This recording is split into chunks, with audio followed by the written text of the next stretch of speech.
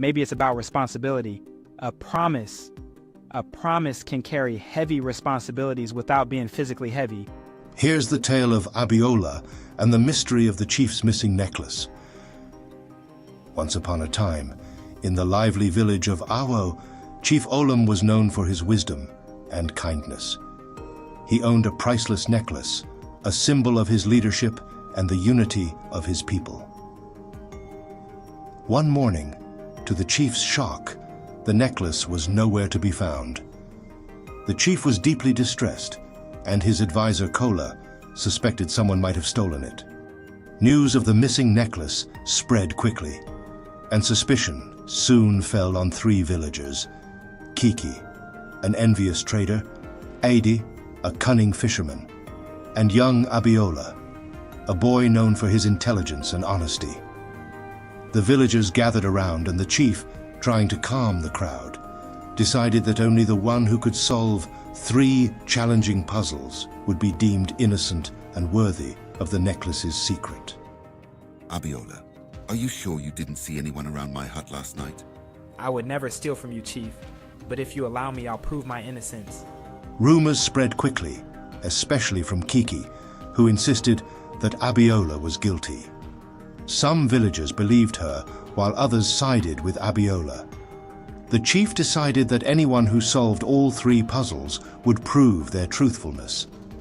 This challenge, the chief explained, would test not only their intelligence, but also their character.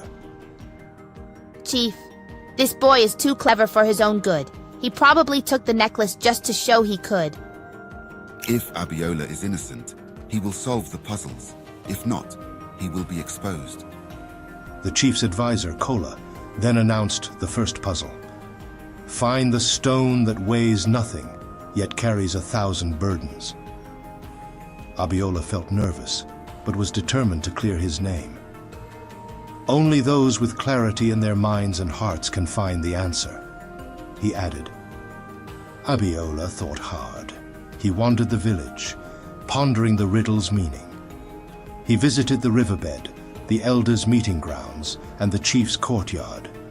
Each location brought him closer to a realization. Maybe it's not about weight. Maybe it's about responsibility. A promise. A promise can carry heavy responsibilities without being physically heavy. Confident, he returned to the chief. Chief, the answer is a promise. It holds burdens but weighs nothing. You've proven wise, Abiola, but 2 more challenges await. Please don't forget to like, subscribe, and turn on notifications. Your support means a lot and helps our channel grow. The chief announced the second puzzle. Bring me something that grows without roots, blooms without sunlight, and dies without water. Abiola's friend, curious, approached him as he thought deeply. What could grow without roots and bloom without sunlight? I don't know, but I'll solve this no matter how difficult. Unable to sleep, Abiola stayed up late, reflecting on things that grew in the village without roots or water. At last, he had an idea. The next morning, he went to the chief and confidently stated, A dream grows in one's mind, needs no roots, and dies if not nurtured. You're smarter than I thought, Abiola, but you've yet to face the hardest puzzle. Meanwhile, Ade and Kiki spread rumors, insisting that Abiola must be cheating. Tensions rose, and some villagers began to doubt Abiola's innocence. Still, he kept his resolve, focusing on the final puzzle. Bring me something that can create peace, but cannot be seen, touched, or held. Abiola felt daunted, but thought back on his mother's wisdom. True peace, my son, she had once told him, comes from something deep within. Maybe it's not something we can see or hold. Perhaps it's something we feel. Why not tell the chief it's money? Money can buy peace, can't it? Money can buy comfort, but not peace. After much thought, he returned to the chief with his answer. Forgiveness, Chief. Forgiveness creates peace without being a physical object. Chief Olam was amazed. Indeed, Abiola, forgiveness mends hearts. You have passed all 3 puzzles. As word spread, Ade and Kiki deceit was exposed. They stood before the chief, ashamed of their actions. Kiki and Ade confessed the real name of the man who stole the necklace. He was later apprehended. The necklace was kept in its rightful place. You tried to tarnish the name of a good man. Now you will apologize. I am sorry, Abiola. I am sorry, Abiola. Forgiveness is peace. I hold no grudge. The chief rewarded Abiola with a place as his apprentice, offering him a fair wage and the promise of a higher education. Abiola, your wisdom and patience have earned you this place. Thank you, Chief. I'll do my best to make you proud. From that day, the villagers respected Abiola, admiring his integrity and courage. Even Kiki and Ade, who had wronged him, grew to be his friends, inspired by his forgiveness. Years later, the story of Abiola and the chief's necklace was told to younger generations, teaching them the values of truth, integrity, and forgiveness. And they learned that the real treasure wasn't the necklace, but the peace and unity that honesty and forgiveness could bring to all. Thanks for watching. Please like, subscribe, and hit the notification bell. Stay tuned for more stories.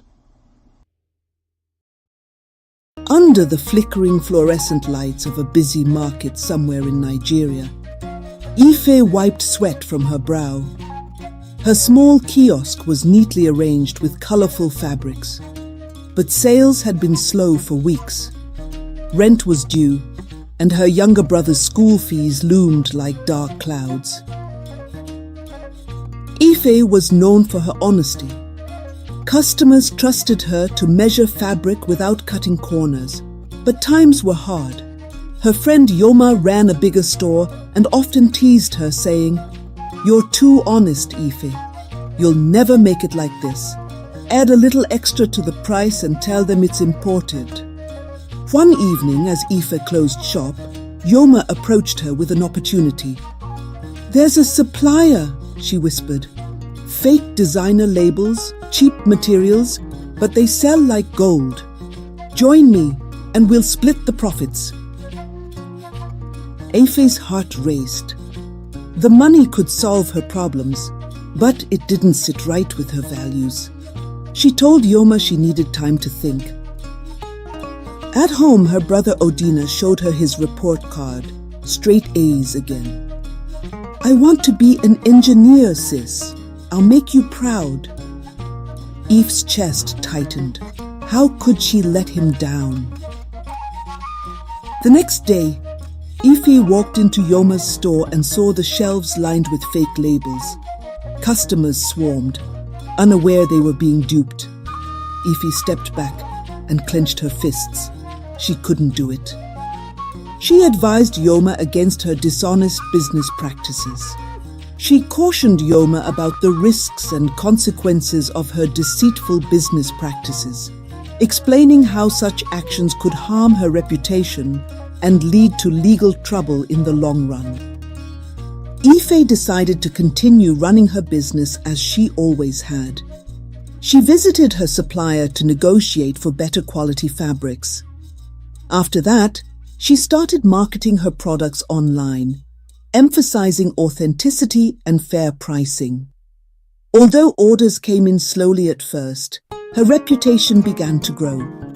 She even started offering sewing tutorials on social media.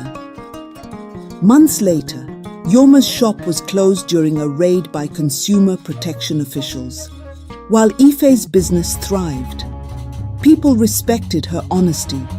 She even secured a contract to supply uniforms for a private school. One evening, her brother Odina said to her, "You did it, sis. You've showed me that doing the right thing pays." Eve smiled as they hugged, her heart swelling with pride. She had faced the weight of her choices and came out stronger, proving that integrity is the foundation of true success. Thank you for watching.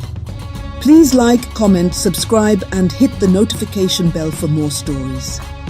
Please don't forget to check out our other videos.